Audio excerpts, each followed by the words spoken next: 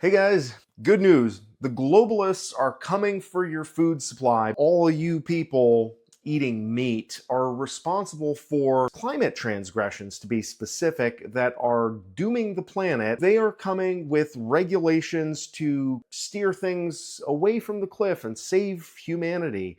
At least that's what the 2025 EAT Lancet Commission findings have revealed to me. And in this video today, I want to talk to you a little bit about why we need to make America farmers again, because it doesn't take a brain surgeon to see which way the wind is blowing and whether it's a matter of getting there in another 6 months or whether it's a matter of getting there in another 6 years. Either way, we need to be able to get ahead of this and start producing our own meat the way our grandparents and great-grandparents did, without YouTube, without Tractor Supply. That is what I am doing, although I have YouTube and Tractor Supply, obviously, here in the free state of New Hampshire. I am raising and breeding heritage hogs on pasture the old-fashioned way, making high-quality pork and selling feeder piglets and trying to encourage people to get involved in producing their own protein, because bang for your buck, pigs, they give you a lot and in a relatively quick period of time. And if you've never tried pastured pork, I promise you it is unlike anything that you have ever had. And I want you to have that opportunity. But the reason for this video is because I am responding to a video that Dr. Sean Baker, who is a big proponent of the carnivore diet, he put out a video talking about the EAT Lancet Commission guidelines for 2025.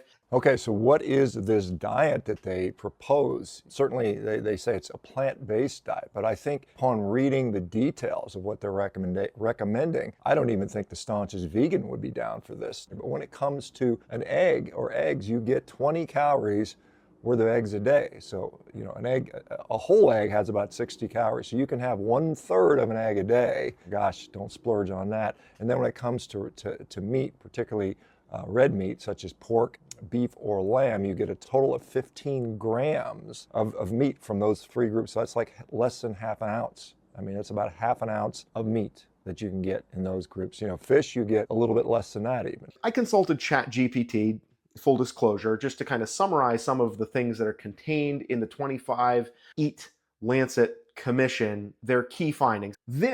What they're trying to do with the EAT Lancet Commission, could save 15 million lives a year.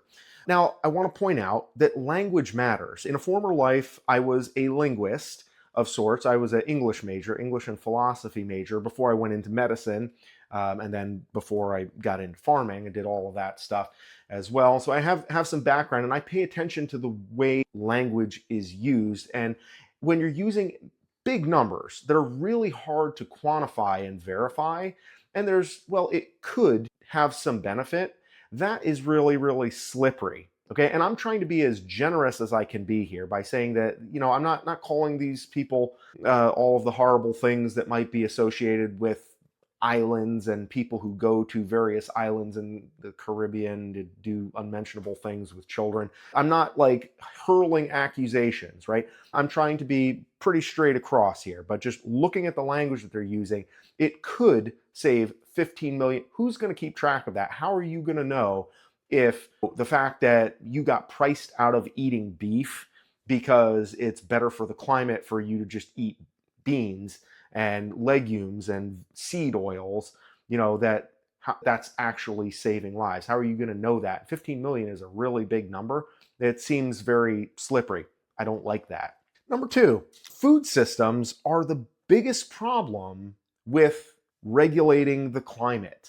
Food systems are the biggest problem. Well, I mean, I would kind of agree with that on some level, because I think food systems are a big problem. I think systems are a problem. I think centralization, which is inherent in the concept of a system, that's a problem. We shouldn't have a food system. We should have individuals who are feeding their community. So based on the credibility and the quality of what a farmer or a grower or a producer is putting out, they have people who are coming to them, and that's it. We're not having these big centralized systems that can go under at the stroke of a pen. Do you remember COVID? Remember what happened when there were plants, factories, processing that got shut down? Do you remember a little bit after COVID when all of a sudden there was just like processing plants and farms that were having these weird fires and like explosions that were happening, and it was just like, oh, another processing plant just went up in smoke. And when these kind of things happen, and I'm not even saying that I have any evidence that those things happened through any nefarious actions, that they weren't just, random coincidences, but when those types of events happen and you have everything systematized instead of decentralized and in the hands of individuals who care, presumably those of you watching a video like this, and I'll speak for myself and say that I certainly care enough to raise my own animals, which is what I'm doing. But when you have the majority of food production being handled through systems, everything is much more vulnerable to centralization and then control, because it turns on a much finer point rather than being decentralized and in the hands of many people who can make better decisions for their own community. When you are dealing with systems and you give up that local control to a centralized authority, which is effectively what this commission is asking you or telling you that you're going to do.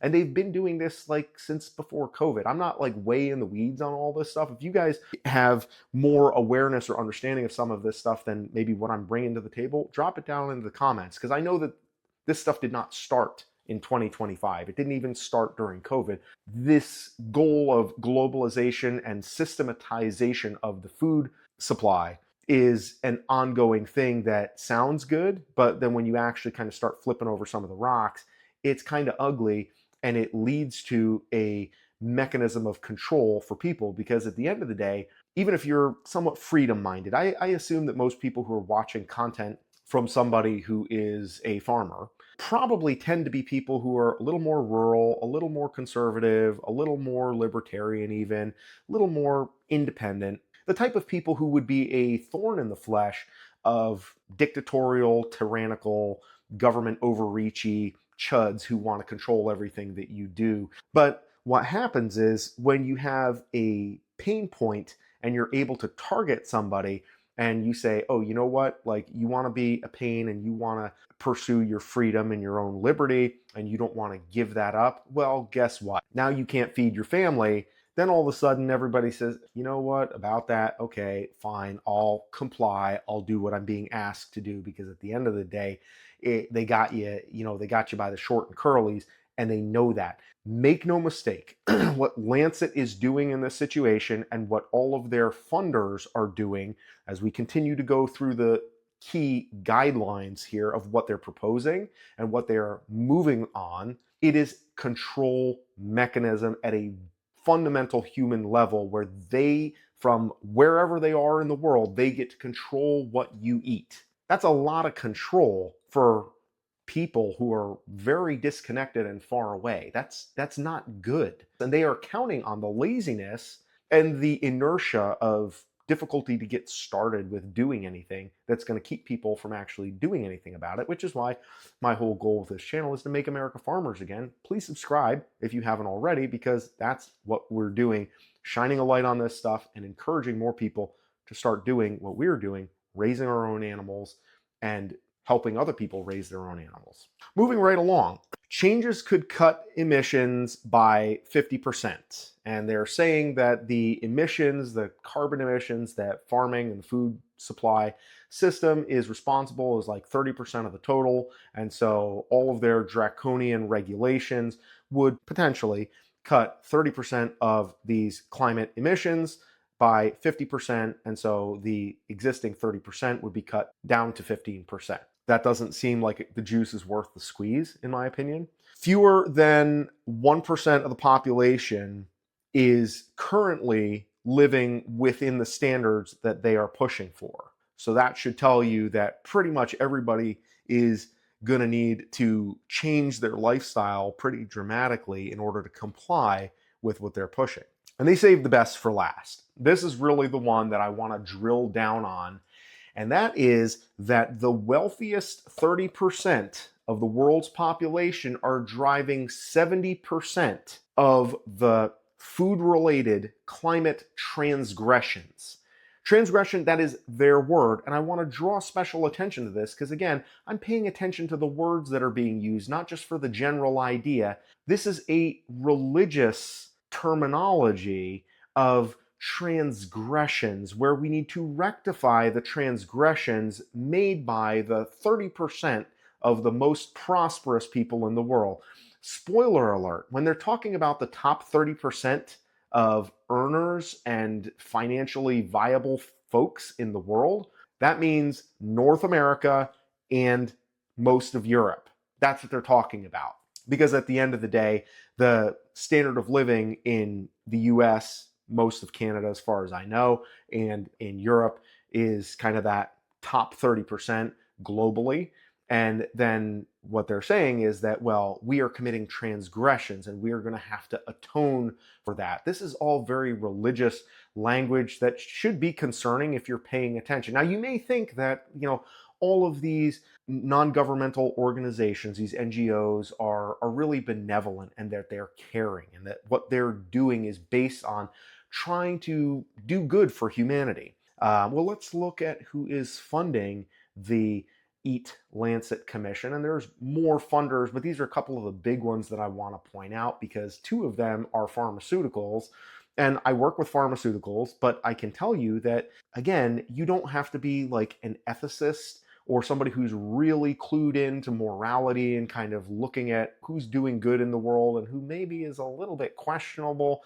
When we're talking about pharmaceutical industries, they are they're on the bubble. And that's spoken as somebody who relies on pharmaceutical products to live because I'm a type 1 diabetic without insulin that I can't make myself. I'm type 1, have to take injections. I'm going to have to go take an injection here shortly before I go to bed and then get up and go to work in the hospital tomorrow. So I'm understanding that the pharmaceutical industry is necessary, but if you look at what they are sinking millions of dollars of extracurricular funds into, I wouldn't always assume benevolent motives on the part of the pharmaceutical industry. And that's something that, if you go back a few years, both people on the left and the right, like before, it used to be such a polarizing thing about vaccines and the COVID shot and all that stuff. I don't know if we're supposed to talk about that on YouTube. That has become very polarizing now.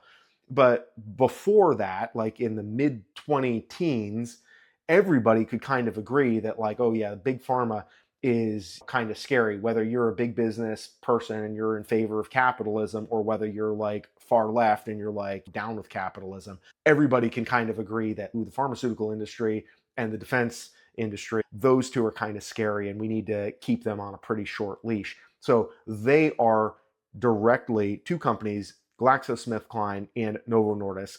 Novo, shout out, thanks for making the insulin that I use. That is both of pharmaceutical companies involved, and there's other foundations besides, but their dollars are involved in telling you what you may or may not be allowed to eat in the future moving forward. And then the other one is the Rockefellers. And the Rockefellers are really involved in the Rockefeller Foundation specifically. I'm not giving you the comprehensive list of everything because I am not a researcher who's drilling down into every funder of the EAT Lancet Commission. I'm just ringing some alarm bells and saying, now is the time to wake up. Now is the time to make America farmers again. Now is the time to get a couple of pigs. Now is the time to start taking and securing your own production of protein and animal products, because without that, you're left with not much. You're left with legumes and beans and seed oils, which is predominantly, as Dr. Baker kind of summarized in his video, is predominantly what you would be left with if the Lancet Commission has their way. And that's not something that I think is good for anybody, because I study nutrition and I live and die based on nutrition as a type 1 diabetic and as a diabetes educator that tries to work with patients every single day in the hospital to help them eat higher protein, higher quality protein diets at that, with more animal products in them, so that they need less insulin, so that they need less medication, they can be more independent. And that's why I started making my own protein here on the farm with the pigs. as well. The road to hell is paved with good intentions. And you can see laced throughout the key points is, oh, well, we could save 15 million people a year. And we have this transgression that needs to be dealt with. And so we're going to come along and we're going to make this improvement where we're going to reduce emissions and all of these other things. But first of all, when at any other point in history have we ever seen a global initiative to do anything? When have we ever actually seen that work? This is thinly veiled language that is really talking about attacking and collapsing the West, Western culture, Western lifestyle, and at a very basic level, which is what you put in your mouth.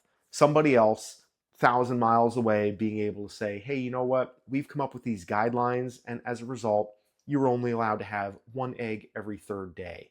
And have some beans, though. You can have some beans and some seed oil. Good on you with that. This is not anything other than, again, a control mechanism meant to bring freedom-loving people to their knees. And when I say freedom-loving, I don't mean it like in a political sense. I mean people who like the idea of knowing where their food comes from, who like the idea that their food comes from a farmer that you can go visit, that you can have a relationship with, that you know how they raise their animals, and that those animals also taste good, and that they come from your local community. Not people who say, oh, like my food comes from a slurry that is produced at a factory and then packaged by robots and then shipped to me via drones. That's not really what we're down with here.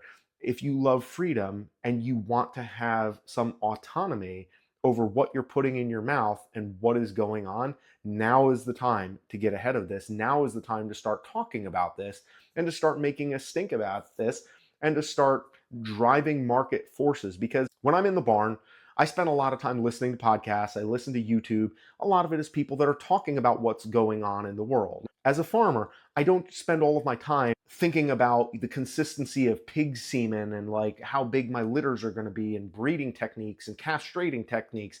I spend a lot of my time thinking about, why am I doing this? Where is this all going? What's around the corner?